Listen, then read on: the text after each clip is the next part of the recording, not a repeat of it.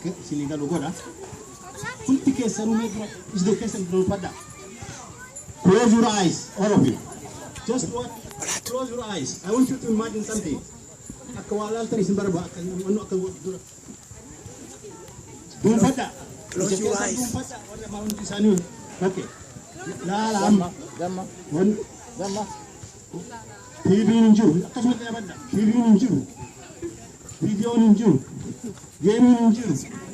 Telephone hin jiru. Internet hin jiru. Kanaan dabree kurreentii hin jiru. Wanni dubbisa maxxanfamuu hin jiru. Walitti dacha'anii galgala. Yoo manatti galan maal hojjetume? Maal ta'u asitti manni qotan koontiitii dhaabatanii hojjetanii maal onnoo godhaa yaada mataa keessatti imagine there is no TV, no video, no internet, nothing. What you looking at here? Imagine people who don't have this, they go home during the day will play outside. Ala taban guyyaa keessa hin taane galgala manatti gala. Maaliin akkamti dheeraa. The night is long. There is no TV. It's dark. There is no electricity. In some houses there is no even fire. Imagine. So under that situation, what did our fathers and grandfathers what did they do? How did they teach their children? We all learn about our history. Waan seenaa keenya abboota keenya irraa baran, hawwata keenya irraa baran.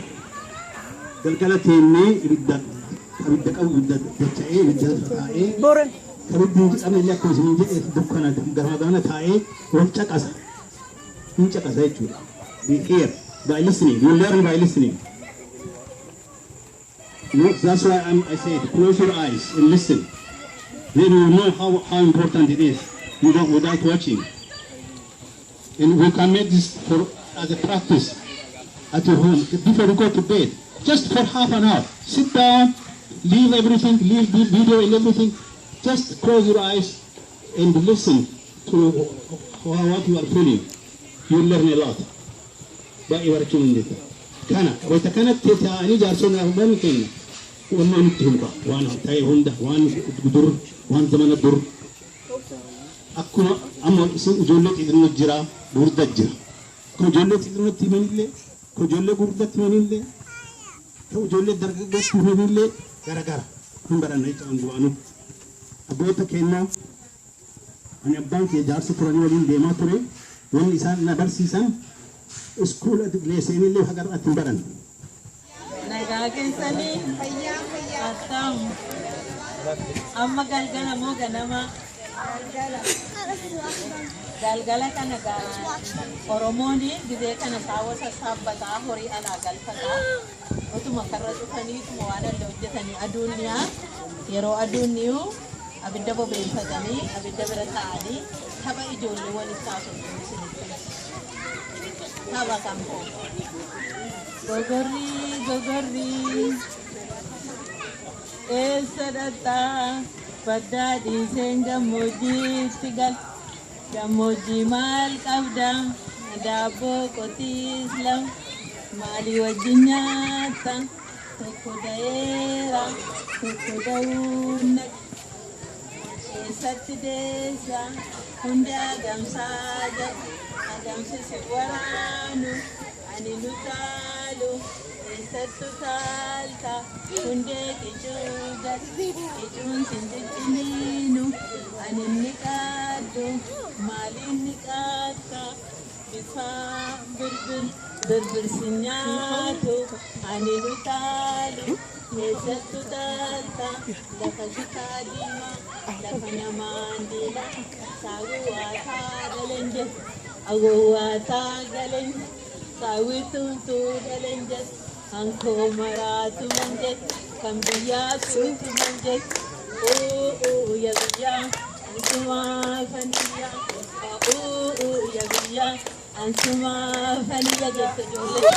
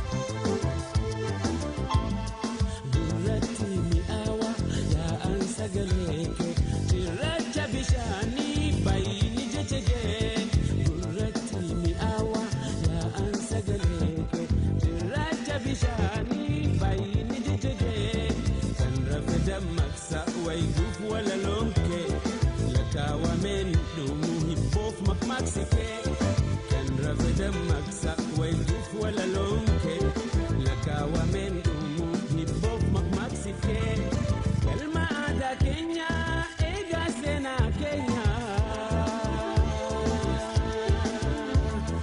kallacha tokkummaa hundee bilisummaa afaan oromoo hundee oromummaa afaan oromoo hundee oromummaa gurratti mi'aawa yaa'an sagaleke cirracha bishaanii baay'ini jechege gurratti mi'aawa yaa'an sagaleke cirracha bishaanii baay'ini jechege nunuu marti itti haa yaannu ilmaan haa barsiifnu